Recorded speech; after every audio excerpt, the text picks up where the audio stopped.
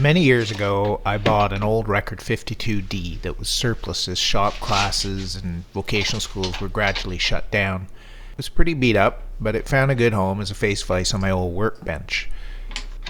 Well, my old workbench became my CNC table, and I built a Roubo bench to replace it.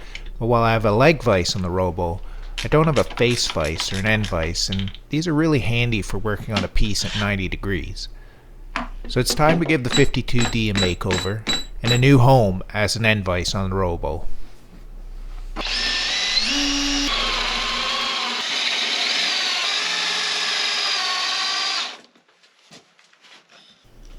I couldn't remember exactly how the vise was attached to the bench, so it was a bit of a puzzle as to why it didn't come loose when I took the nuts off the bolts.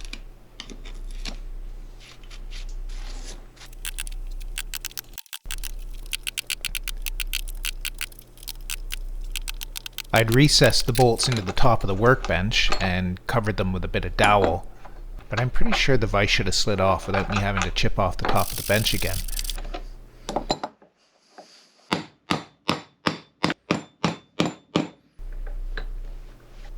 Well, I finally figured it out. I'd screwed the block into the table itself, so once I unscrewed that, the vise came right off.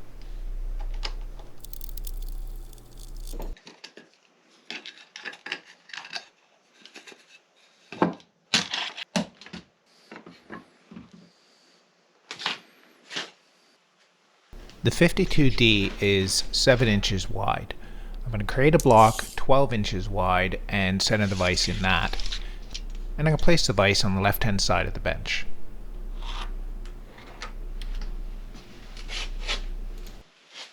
I first tried to clamp the vise to the table so that I could mark out the holes that I had to drill.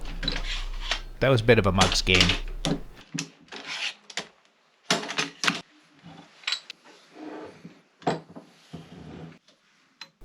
With the bolts I'm using, there is a fair bit of slop in the holes, so another solution is to create a template.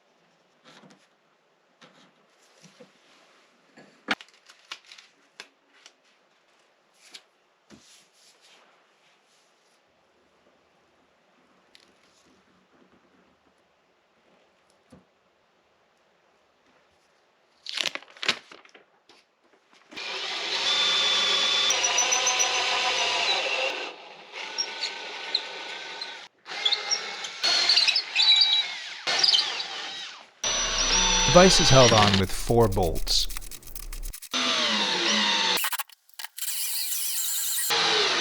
The holes in the back of the vise are open, so you can slide the vise onto the back 2 bolts first before inserting the front 2 bolts. Since there's a good chance you're doing some of this work from underneath the table, this will help the vise from falling on your head, which is always a good safety feature. Now ideally I'd make the blocks out of walnut to match my leg vise and my sliding deadman, but I didn't have any walnut on hand, so I'm going to make it out of ash.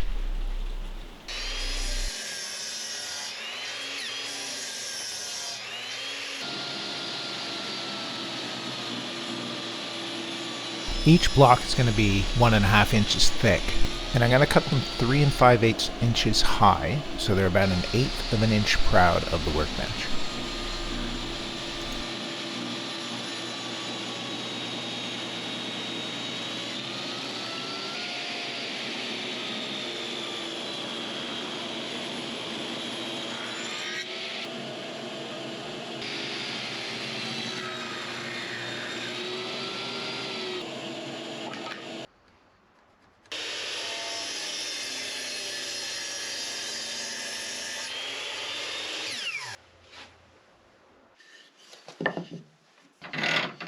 So the inside block's going to need a notch cut out of it, so that's going to sit flush against the edge of the workbench. I set the block in the vise, and then just mark where the notch is going to be cut out.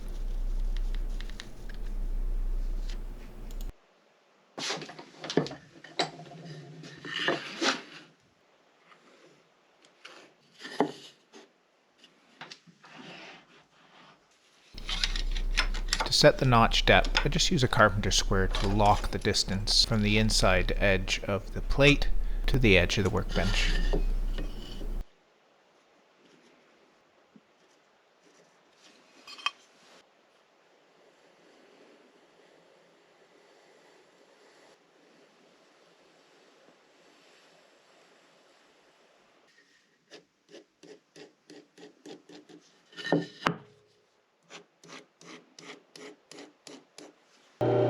And I'm just going to use the drill press to get most of the material out of here.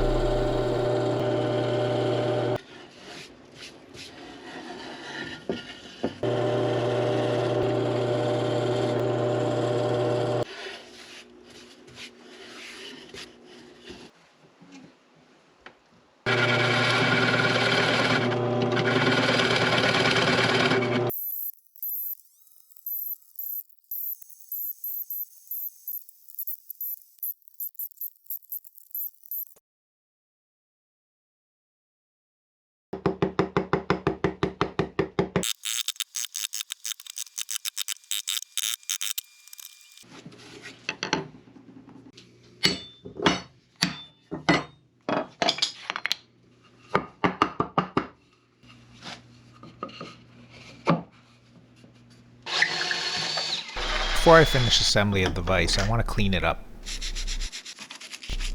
It's taken a beating over the years and looking a little rusty and dinged. So the idea is I'm going to tape out the parts and paint it. But I realized this looked a little bit hacked, so I'm going to do a proper job and take the whole thing apart.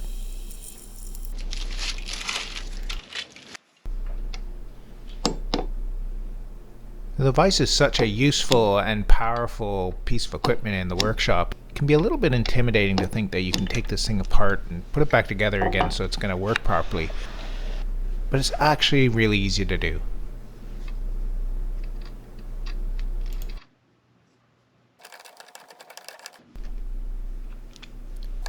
The quick release on the 52D works by rotating a metal bar along the long axis that then lifts the locking thread away from the screw handle and allows the vise to slide open. But there aren't really a lot of parts. It's a very simple, robust design, with the most complicated part probably being the coiled spring that holds the metal bar in the locked position.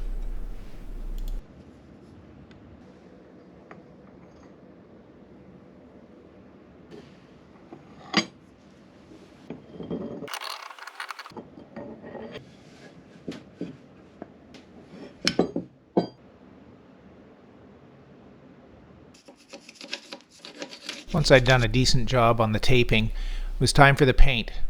Now I know there's probably a lot of purists out there that are going to question a couple of my decisions. First, I'm using gloss black because it matches the other hardware on my workbench. And second, I'm painting the shaft of the handle. It's just aesthetics. Gotta do you, you know.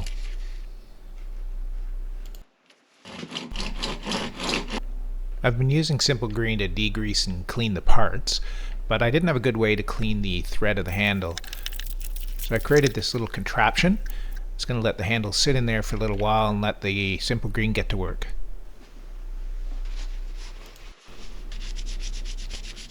Going to put some paste wax on the non-slidey bits to protect them, and some silicone spray on the slidey bits.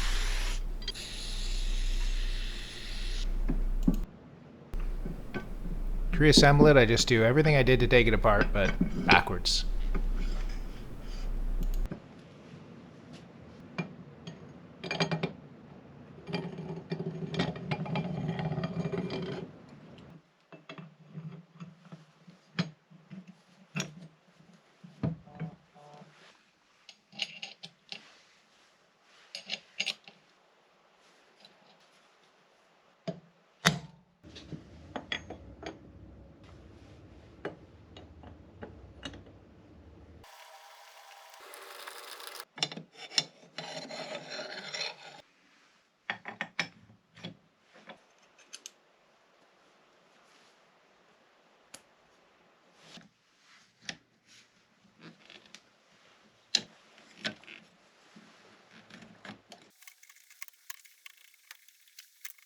At this point I realized the screw had been stripped. Went to my infinite supply box and found one that fit perfectly. So I think I've learned my lesson when I tried to take my vise apart on the other table. I'm going to attach the block to the vise itself as opposed to the bench. The small holes that I drilled just now were recesses for the panhead screws that are going to be on the back of the plate.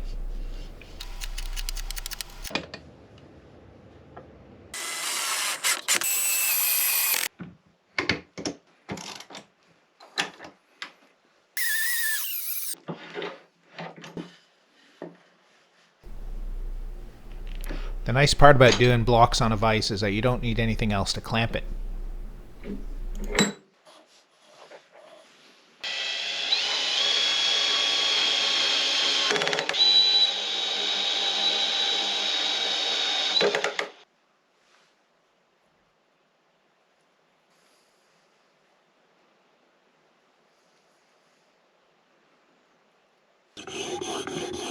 One of the things I realized pretty late is that it doesn't take a lot of time to sharpen it. Just make sure you strop it at the end.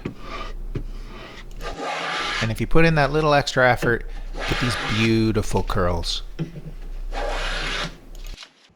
Just need to plane down that 1/8 of an inch that I left proud of the workbench.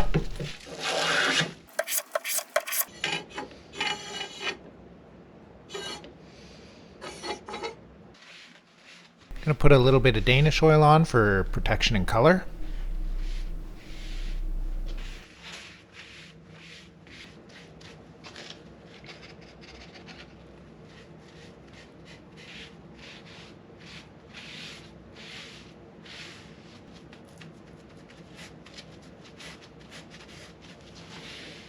And we are done.